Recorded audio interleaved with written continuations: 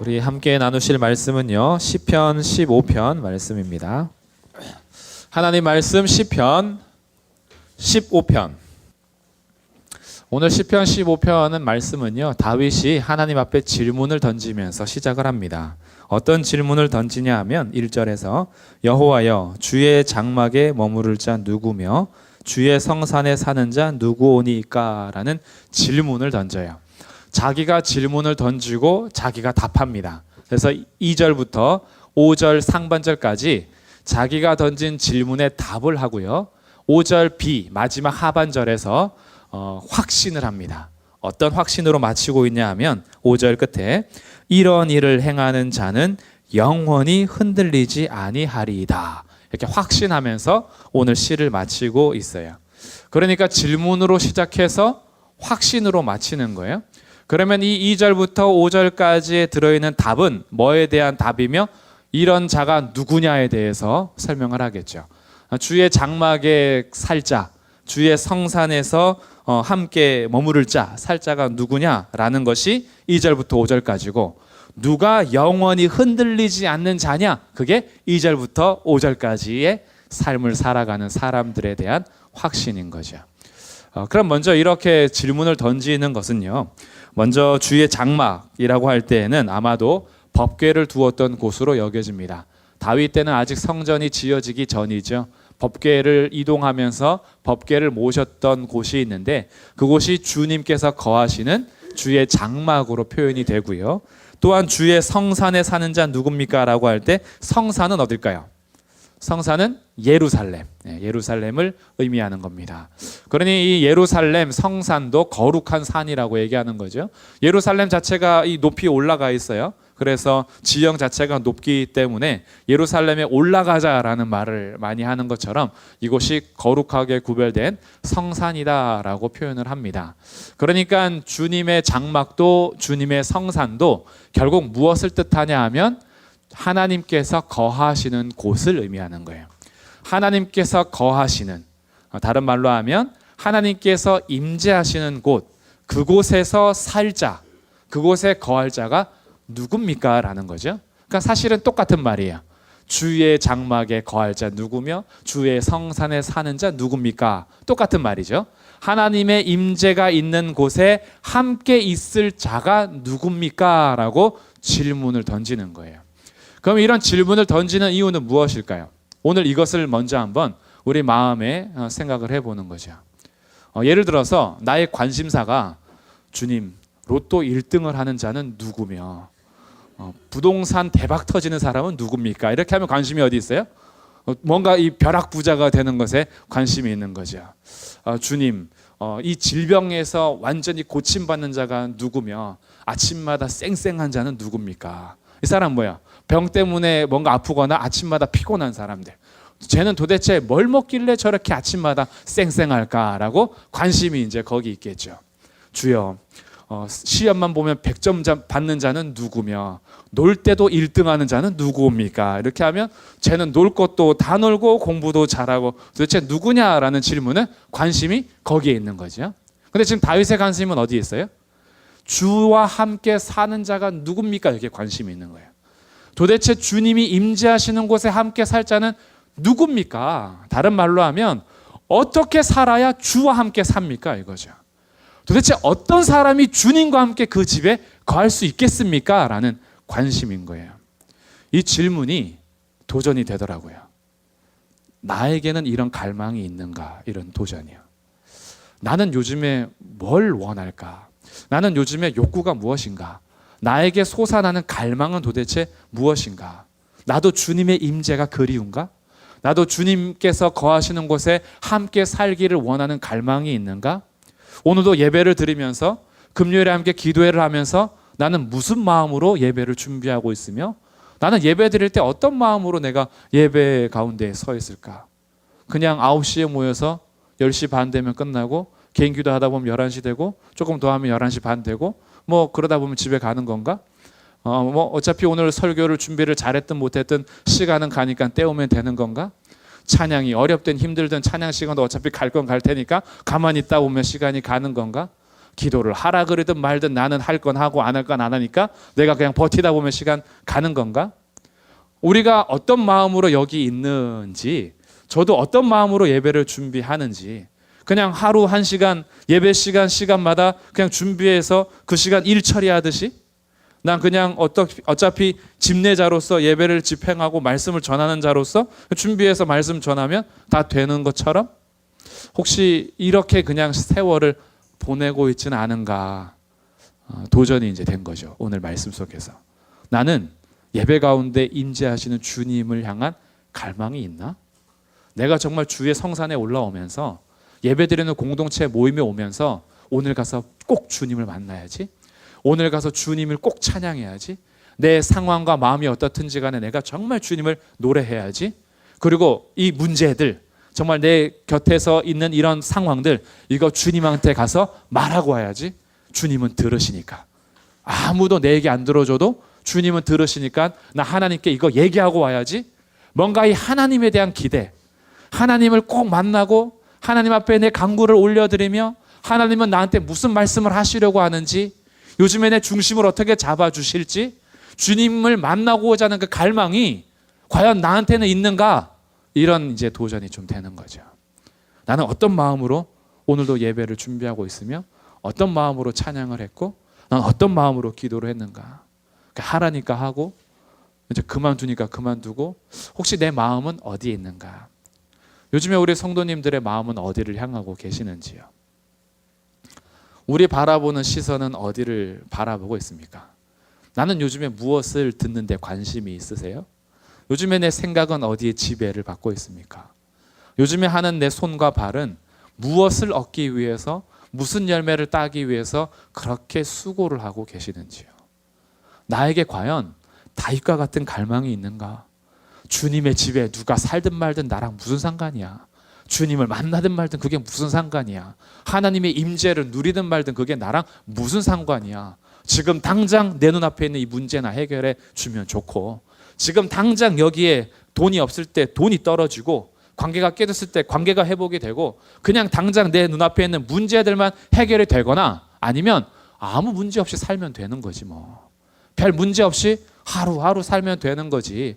무슨 그렇게 주님을 갈망하고 무슨 주님을 그렇게 간구하며 뭘 하나님의 성산에 누가 사는지, 하나님의 집에는 어떻게 사는지 그게 나랑 무슨 상관이야?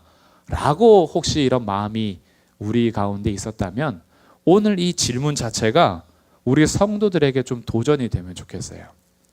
다윗도 우리와 똑같은 성정을 가진 사람이고 이 사람도 분명히 믿음의 사람인데 도대체 다윗은 어떤 마음이기에 그의 마음이 주님이 집에 사는 자가 누구인지에 대한 관심이 있었을까? 도대체 어떤 사람이 주님의 집에 사는 사람인지 그렇게 갈망했을까? 이런 갈망이 나한테도 있다면 그게 감사하고, 요즘에 이런 갈망이 없다면 나는 왜 없는가? 나는 요즘에 어디에 더 마음이 쏟아지고 있는지, 이런 것들을 한번 진단해 보면 좋겠죠. 그래서 정말 나는 하나님을 만나길 원하는 건지, 정말 하나님의 임재를 내가 진짜 사모하고는 있는 건지, 하나님의 얼굴을 구하면 주님께서 만나 주신다는데 그 얼굴 봐서 뭐 하겠다고, 그 얼굴 내가 뭘 구하겠다고, 그냥 주님의 능력만 나에게 임하면 되지, 주님의 손만 붙잡고 문제만 해결되면 되지, 뭘 주님 얼굴 그렇게 보겠다고? 성경에서 구했던 주의 얼굴을 구하고 주의 임재를 사모하며 주님을 향한 갈망은 전혀 나랑 상관이 없는 것처럼 오늘 하루를 보내셨다면 오늘 이 말씀이 우리의 중심에 다시 큰 울림이 있기를 주님의 이름으로 축복합니다. 나는 왜 사는가 이거죠. 나는 무엇을 위해서 사는가? 나는 무엇을 갈망하면서 사는가? 도대체 나는 무슨 목적을 향해서 달려가고 있는가? 내가 걸어가는 방향의 끝에는 도대체 누가 있는가? 무엇이 있는가? 그래서 나는 오늘 무엇을 구하고 있는가? 그리고 반대로, 그래서 교회 공동체가 예배하는 이곳에 올라오면서 나는 어떤 갈망으로 왔는가? 출석률 100%의 갈망. 나는 결코 빠지지 않을 거야. 금요 기도에 난 꼭 할 거야 라는 어떤 출석에 대한 갈망이 아니라 우리가 주님 앞에 모일 때마다 하나님을 향한 갈망이 있기를 주님의 이름으로 축복합니다. 이게 우리가 진짜 가져야 될 갈망인 거죠. 이런 갈망이 있는 사람이 15편의 말씀이 다가오는 거예요. 도대체 궁금한 거죠. 그럼 누가 주와 함께 살 수 있는가? 누가 주의 집에, 주의 장막에서 살며 누가 주의 성산에서 살까? 궁금해지는 거죠. 이런 갈망이 없으면 시편 15편은 나하고 상관이 없어요. 누가 살든 말든 나랑 무슨 상관이야 이렇게 하면 15편 자체가 나한테 관심사가 아닌 거죠. 그런데 오늘 이런 갈망이 있었는데 내가 놓치고 있었구나. 나도 다시 이런 갈망을 회복해야겠다. 주님과 함께 사는 사람들은 어떤 사람인가? 주의 집에 함께 거하는 사람은 어떤 사람인가? 라는 조금의 궁금함이 있다면 그러면 2절부터의 말씀이 우리의 삶에 실질적으로 다가오는 말씀이 되겠죠. 그래서 한번 이렇게 보시면 그러면 누가 도대체 사는가? 이것이 2절부터 5절 상반절까지 나와요.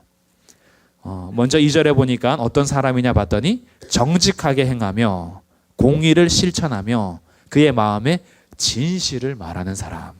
정직하고 공의로우며 진실한 사람.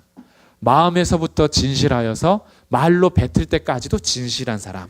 자기의 삶이 공의로운 것을 추구하기 때문에 그 공의로우심을 실천하는 사람. 그러면서 정직하게 행동하는 사람. 얼마나 정직하고 얼마나 진실한지요. 4절 끝에서는 이렇게 얘기합니다. 그의 마음에 서원한 것은 해로울지라도 변하지 않는 사람. 정직해서 그래요. 그 마음이 진실해서 그래요. 마음에 서원한 것이 있어요. 하나님 앞에 결심한 거죠. 하나님 앞에 약속한 거예요. 하나님 앞에 나 이렇게 해야지 라고 마음을 먹었다면 그게 혹시 나한테 해로운 결과를 줄지라도 그 마음에 서원한 대로 행하는 사람. 주의 말씀을 실천하는데 손해가 올지라도 그 마음이 변하지 않고 진실하게 사는 사람. 이게 공의로우며 정직하고 진실하게 하는 사람의 삶인 거죠. 마음에 서원을 했다가도 자기의 삶에 뭔가 해가 딱 끼치면 그대로 접어버리고 하지 않는 것. 이거는 내 마음을 속이는 거죠. 내 마음이 진실하다면 혹시나 해로운 것이 결과일지라도 하나님 앞에 서원한 것을 진실하게 행동하는 그런 사람. 이런 사람들이 주의 장막에 함께 머물고 사는 사람이래요. 좀 부정적으로 볼 때는요. 3절과 4절에서 혀와 눈에 대해서 얘기하는데 그의 혀로 남을 허물하지 않고 그의 이웃에게 악을 행하지 않으며 그의 이웃을 비방하지 않는 사람. 혀가 진실해서 정직해서 그리고 이 혀가요 정말 공의로워서 남의 허물을 뜯기 위해서 사용하거나 이웃에게 악을 행하면서 험한 말을 내뱉거나 이웃을 비난하는 일을 하지 않는 것. 혀가 사람을 죽이기도 하고 살리기도 하잖아요. 이 혀는 능히 길들일 자가 없다라고 하잖아요. 이 혀에는 죽이는 독이 가득하다 하잖아요. 근데 이 혀가 한 입으로는 찬송하고 같은 입으로 저주도 하는 그런 혀 아니겠어요? 근데 주의 집에 함께 머물고 주의 성산에 사는 자는 어떤 사람이냐 하면 이 혀로서 남의 허물을 들추고 말하거나 남을 비방하거나 비난하지 않고 그들에게 악을 행하지 않으므로 자기의 입술에 파수꾼을 세우는 사람들. 이런 사람들이 주의 장막에 머물고 성산에 사는 사람들이다라는 거죠. 4절에서는 눈에 대해서 얘기합니다. 그의 눈은 망령된 자를 멸시하고 여호와를 두려워하는 자들을 존대합니다. 이게 뭐냐 하면 높일 자를 높이고 감쌀 자는 감싸고 오히려 망령된 자들을 향해서는 멸시할 수 있는 아주 교만하게 행하고 그리고 하나님을 두려워하지 않으며 악을 행하는 자들에게 내가 오히려 악한 것에 굴하지 않는 거죠. 그런 사람들에게 벌벌 떨지 않는 거예요. 오히려 하나님을 두려워하는 자들을 존대할 줄 아는 거예요. 하나님을 두려워하는 성도면은 내가 그를 존귀 여길 줄 아는 거죠. 그러나 아무리 세상에서 권력이 있고 높은 자리에서도 그가 망령된 자라면 나는 그를 멸시할 수 있는 삶. 정말 외유내강이에요. 강한 사람이죠. 그 앞에서 가진 것으로 강한 게 아니라 마음의 중심이 흔들리지 않는 거예요. 그래서 자기가 존대할 자가 누구인지 분명히 알고 자기가 멸시할 자가 누구인지 분명히 아는 거예요. 세상에 가진 것으로 존대하고 멸시하는 것이 아니라 그 중심이 하나님을 두려워하느냐 아느냐에 따라서 존대하고 멸시하는 그 눈을 가지고 있는 거죠. 그러니까 이 눈은 그냥 시력을 얘기하는 것이 아니라 이 눈은 분별력을 의미하는 겁니다. 정말 영적인 분별력을 가져서 참 지혜와 참 총명을 가진 사람들. 어떤 사람들을 높일 줄 알고 어떤 사람들은 무시할 줄 아는 그런 눈을 가진 사람들인 거죠. 그리고 세 번째, 이제 그 또 5절에 가면요, 이 하나님과 함께 거하는 사람들은 돈에 대해서 넘어지지 않는 사람이에요. 5절에 보니까 이자를 받으려고 돈을 꾸어지지 않으며, 고리대금업자들을 의미하는 건데, 내가 형제들에게 돈을 꾸어줘서 그 돈에 대한 이익을 받기 위하여 아주 높은 금리로 인해서 내 이득을 취하려고 하지 않는 사람들, 그냥 정말로 필요한 자들에게 빌려줄 수 있고 또한 받을 수 있는 그런 형제가 아니라 어떻게 해서든지 내가 가진 것으로 더 부를 축적하려고 하는 그런 삶이 아니고, 또한 돈이 너무 좋고 물질이 좋다 보니까 판결받는 자리에서 뇌물을 받고 무지한 사람들을 해하지 않는 사람들, 오히려 뇌물 주는 사람을 더 벌내릴 수 있는 공의로운 삶. 그래서 뇌물을 줬다, 그럼 그것을 거부할 수 있는 삶. 내가 가지고 싶은 것을 막 주면 그것을 거부할 수 있는 삶. 이런 삶을 사는 사람들, 물질에, 돈에, 가지고 싶은 것에 넘어가지 않는 거죠. 그 중심이 공의에 있기 때문에, 정직함에 있기 때문에 세상이 원하는 대로 흔들리지 않는 사람들, 이런 사람들이 주의 장막에 머물고 주의 성산에 사는 사람들의 특징이라는 겁니다. 그러니까 이것을 종합해 보니까 한마디로 말하면 이거예요. 결국 주의 장막에 머물고 주의 성산에 사는 자는 누굽니까? 라고 했더니 하나님 때문에 이 땅에서 바르게 사는 사람들, 하나님 때문에 의의 길을 가는 사람들, 하나님 때문에 정직하게 사는 사람들, 하나님 때문에 이웃과의 관계에서 진실함과 정직함과 공의를 실현하는 사람들. 그러니까 하나님을 믿는다라는 신앙이 결코 도덕과 떨어지지 않는 거죠. 하나님을 사랑하는 사람은 이웃을 사랑하는 거예요. 하나님을 사랑한다 하고 하면서도 형제를 사랑하지 않으면 그것은 거짓이라 그러잖아요. 하나님을 사랑하는 자는 보이는 형제들을 사랑하는 거죠. 하나님을 향해서 진실한 사람들은 이웃을 향해서도 진실한 거예요. 하나님 앞에는 진실한데 이웃 닭에는 거짓으로 산다면 하나님 앞에서도 거짓된 삶을 사는 거죠. 그러니까 이 삶은요, 주님의 집에 사는 사람들, 주와 함께 사는 사람들은요, 하나님과의 수직적인 관계만 개인적으로 하는 게 아니에요. 정말 하나님의 사람들은요, 수평적인 관계들이요, 정직하고 공의로우며 진실한 거예요. 이런 사람들이 주의 집에 함께 거하는 사람들이다. 그러다 보니 확신을 갖는 거예요. 이렇게 산다면 5절 끝에 이런 일을 행하는 자는 영원히 흔들리지 아니하리로다. 누가 흔들 수 있겠어요? 불의가 와도 흔들리지 않죠? 물질이 와도 흔들리지 않죠? 사람들의 관계 속에서 권력이 와도 흔들리지 않아요. 사람들이 많이 무너지는 게 뭐예요? 돈 때문에 무너지고요, 명예 때문에 무너지고, 권세 때문에 무너지고, 이성 때문에 무너지고, 우리를 뒤흔들려고 하는 세상 속에서 주와 함께 거하는 사람들이 이런 특징을 가지고 정직하고 공의롭고 진실하게 살아가며 자기의 혀와 눈을 지키면서 산다면 흔들리지 않는 거죠. 이런 사람들이 주의 집에 사는 사람들이다. 그러니까 이 삶이 우리에게 도전이 되어야 하는 거죠. 우리가 이대로 살아서 구원받은 건 아니잖아요. 사실 이렇게 살려면, 이렇게 살아서 구원을 받는다라고 하면요, 심각해지는 거예요. 그러면 이제 이렇게 질문이 던져지는 거죠. 도대체 구원받는 자는 누구 오며 천국에 갈 자들은 누구 오니까? 이렇게 하는 거죠. 그때 주님께서 우리에게 보여주신 길이 있어요. 보여주신 참 생명이 있어요. 그게 예수 그리스도죠.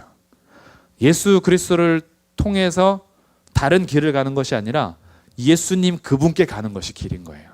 왜냐하면 예수님이 우리를 위해서 이 모든 것을 사셨어요. 그리고 나서 예수님이 말씀하시잖아요. 나를 따르라 그러세요.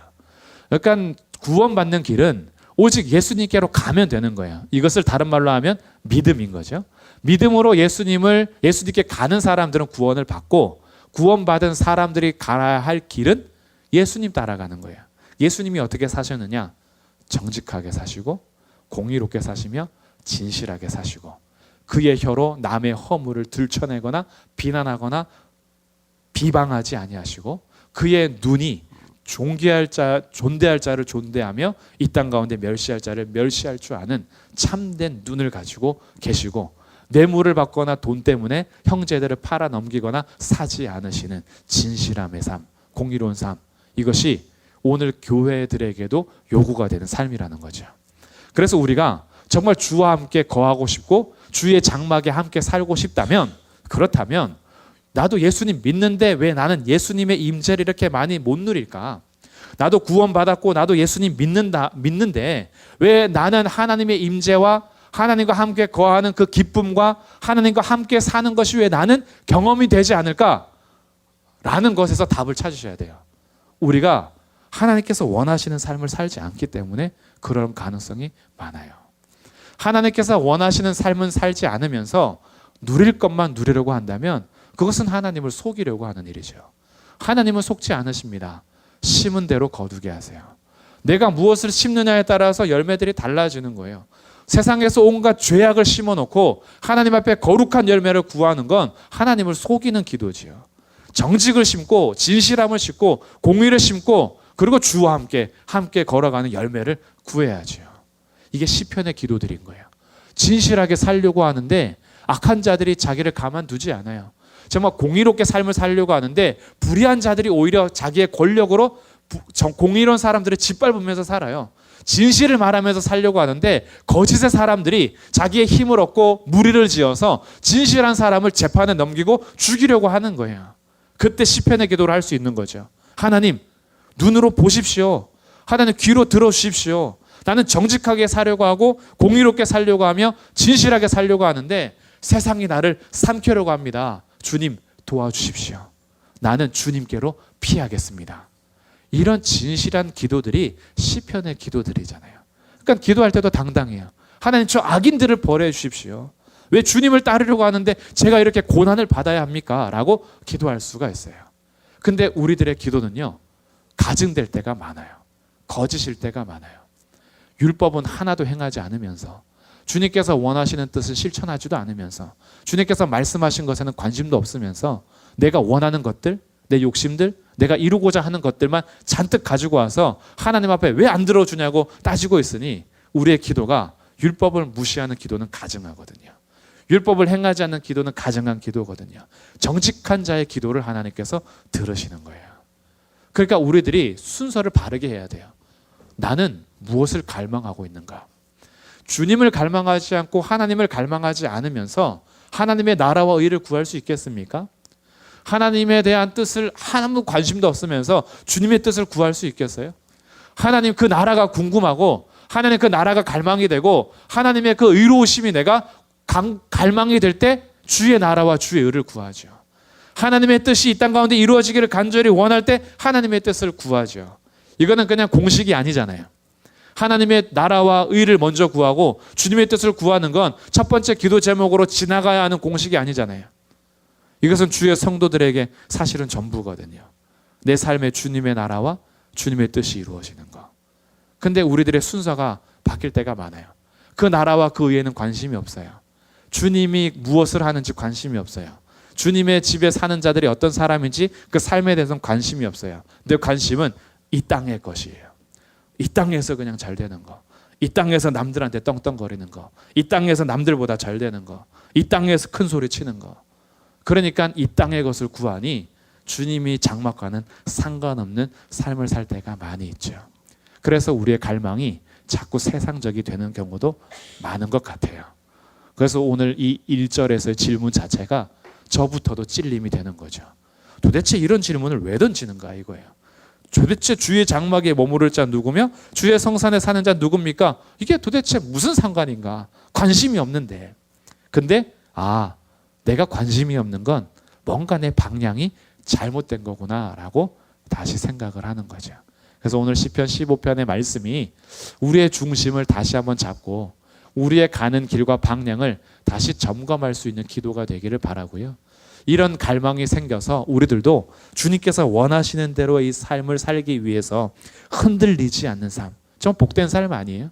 무엇이 와도 흔들리지 않는 삶, 어떤 유혹이 와도 흔들리지 않는 삶, 어떤 시험이 와도 흔들리지 않는 삶, 결코 흔들 수 없는 세상, 나중에는 세상이 그를 감당할 수가 없는 정말 견고한 믿음의 삶, 이런 삶 부럽지 않습니까? 정말 이런 것들을 우리가 같이 갈망하면서 주와 함께 사는 이런 삶을 살기 위해서 나도 기도해야겠다. 나도 이 땅에서 불의와 타협하지 않고 정말 진실하게 살아가며 공의를 실천하며 정직하게 살고, 내 혀가 남을 저주하고 비방하고 판단하는 혀로서 일생을 보내지 말고 내 혀가 공의롭고 진실하며 정직하게 그런 말로서 내 혀를 사용해야겠다. 내 눈이 악한 대로 가지 아니하고 내 눈이 정말 분별해서 선한 하나님의 뜻을 찾아가는 그런 눈이 되어야겠다. 이런 흔들리지 않는 삶을 오늘 원하신다면 이 시편 15편의 기도를 가지고 오늘도 진실하게 맡기면서 기도할 수 있는 밤이 되고요. 오늘 가지고 나온 기도 제목으로 하나님 앞에 간구하는 그런 복된 금요일 밤이 되겠습니다.